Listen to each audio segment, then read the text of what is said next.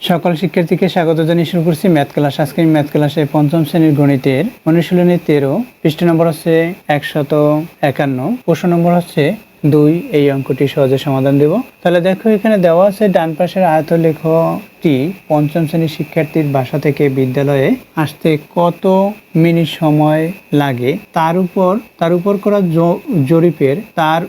করা জরিপের উপাত্তের উপর ভিত্তি করে তৈরি করা এই আয়তলেখটি জরিপ করেই তৈরি করেছে। এখানে পঞ্চম শ্রেণীর শিক্ষার্থীর সংখ্যা হিসাব করা যাবে এখান থেকে, এবং কোন শ্রেণী ব্যবধানে কতজন শিক্ষার্থী স্কুলে আসতে সময় লাগে সেটা আমরা এটা হিসাব করতে পারি।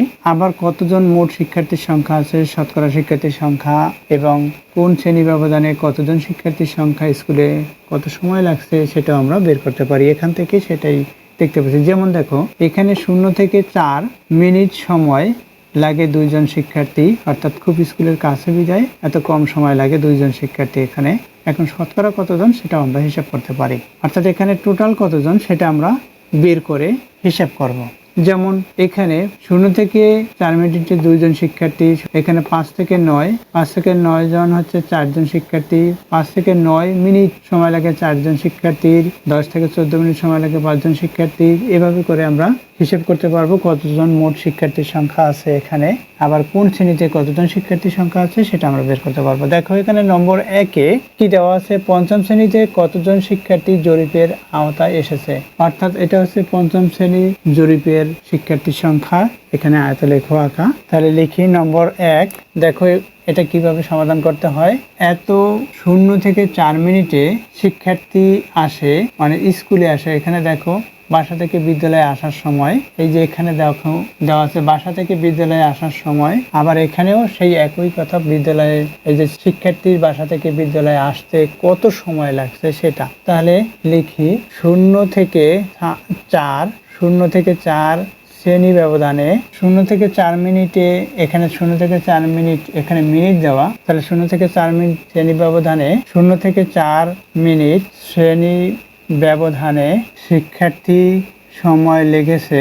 দেখো, 0 থেকে 4 মিনিট শ্রেণী ব্যবধানে শিক্ষার্থী বিদ্যালয়ে আসছে 2 জন শিক্ষার্থী বিদ্যালয়ে আসছে কতজন, 2 জন। এখানে এই 2 আছে, এই 0 থেকে এই পর্যন্ত। এই দেখো এখানে 2 লেখা, 2 বরাবর এখানে আয়তলেখ গাঢ় কালি দ্বারা চিহ্নিত করা। তাহলে 2 জন। এরপর হচ্ছে 5 থেকে 9 একই লেখা বিদায় আমরা কি করব, এখানে কমা চিহ্ন ব্যবহার করব। শ্রেণী ব্যবধানে শিক্ষার্থী বিদ্যালয়ে আসছে কতজন, এখানে 4 জন। এরপর হচ্ছে 10 থেকে 14 মিনিট শ্রেণী ব্যবধানে শিক্ষার্থী বিদ্যালয়ে আসছে। এখানে কত দেখো 5 পর্যন্ত আসলো, 5 জন।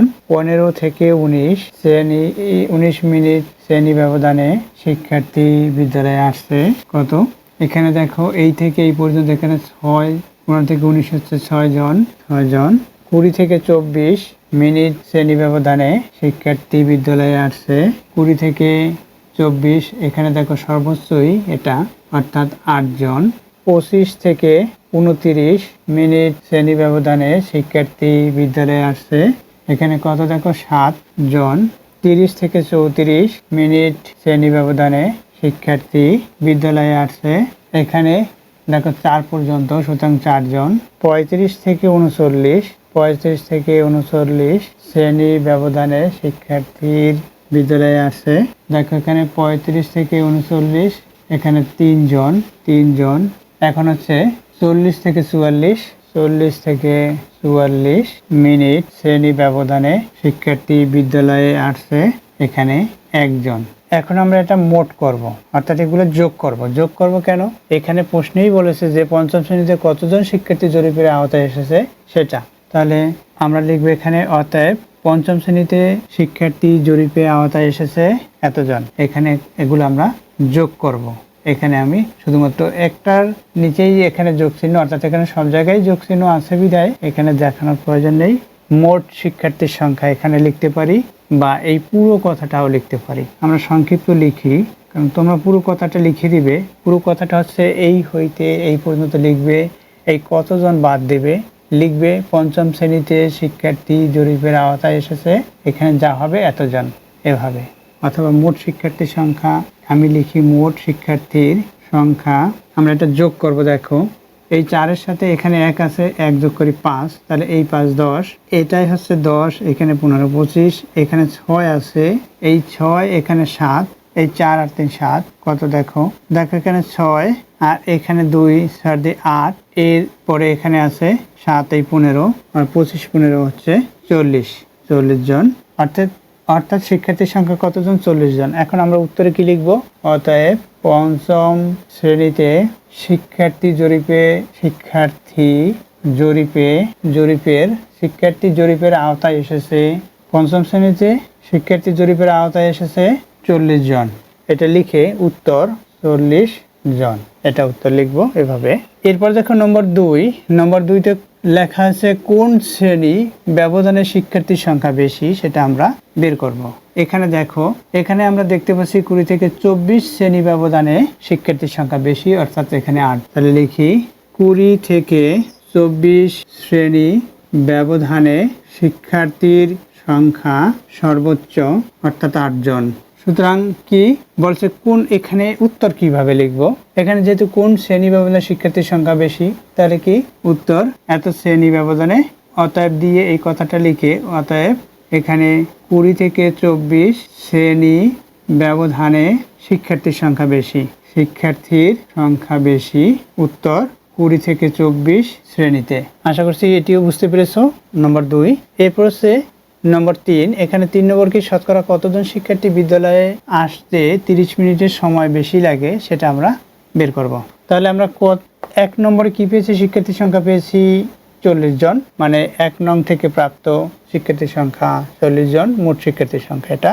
এরপর হচ্ছে আমরা এটা শতকরা নির্ণয় করবো, অর্থাৎ 30 মিনিটের বেশি এই হইতে শুরু করে এই পর্যন্ত দেখতে পাচ্ছি আমরা কত হয়, সেটা আমরা হিসাব করে নিই। 30 মিনিটের বেশি কোনটায়? দেখো 30 মিনিটের বেশি হচ্ছে এইটুকুতে বেশি, 30 মিনিটের বেশি এখানে হচ্ছে 4 জন, 3 জন, এরপরে 1 জন, অর্থাৎ 30 থেকে 34 মিনিটে 4 জন আসছিল, অর্থাৎ এই শ্রেণী ব্যবধানে 35 থেকে 39 শ্রেণী ব্যবধানে 3 জন এবং 40 থেকে 44 শ্রেণী ব্যবধানে 1 জন, অর্থাৎ মোট 8 জন। এই মোট 8 জন কতজন শিক্ষার্থীর মধ্যে?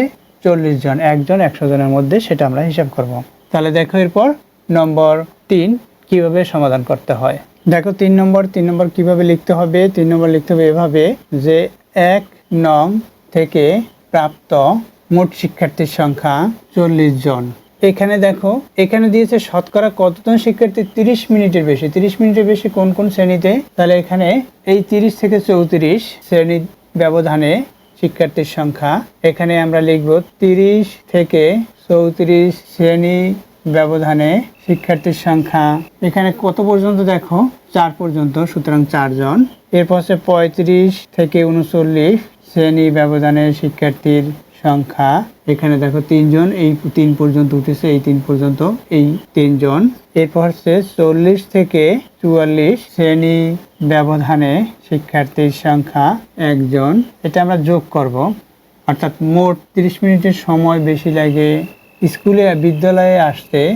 এই দেখো বিদ্যালয়ে আসতে 30 মিনিটের, অতএব বিদ্যালয়ে আসতে 30 মিনিটের, অর্থাৎ বিদ্যালয়ে আসতে 30 মিনিটের সময় বেশি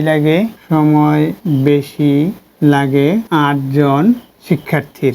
এখন আমরা এটা শতকরা নির্ণয় করব। এখন কি বলেছে দেখো, এখানে শতকরায় কতজন শিক্ষার্থী বিদ্যালয়ে আসতে 30 মিনিটের বেশি সময় লাগে। তাহলে এখানে কয়জন? দেখো এখানে 8 জন শিক্ষার্থী বেশি সময় লাগছে। কতজন শিক্ষার্থীর মধ্যে? 40 জন শিক্ষার্থীর মধ্যে। তাহলে লিখি 40 জন শিক্ষার্থীর মধ্যে 30 মিনিটের বেশি সময় লাগে। এটা এই 1 লাইনে লেখা যাবে না বিধায় এটা আমরা এভাবে লিখবো, 30 মিনিটের বেশি সময় লাগে। এই কথাটা প্রথমে উপরে লিখে নিয়ে কমা দিয়ে লিখবো, অর্থাৎ এইভাবে লিখবো 30 মিনিটের বেশি সময় লাগে 40 জন শিক্ষার্থীর মধ্যে 8 জনের। 40 জন শিক্ষার্থীর মধ্যে 8 জনের, অতএব 1 জন শিক্ষার্থীর মধ্যে 1 জনে কি হবে? 40 জনে 8 জন হয়েছে। এখানে জনসংখ্যা বেশি বিধায় এখানেও বেশি, এখানে কম হবে, অর্থাৎ ভাগ হবে। এভাবে লিখতে পারি 8/40 জনের। অতএব শতকরা বলছে, সুতরাং 100-তে 100 জন শিক্ষার্থীর মধ্যে তাহলে কতজন হবে? 8 গুণ 100 বাই এখানে 40 এখানে জনের। এখন দেখো আমরা এটা কিভাবে করব।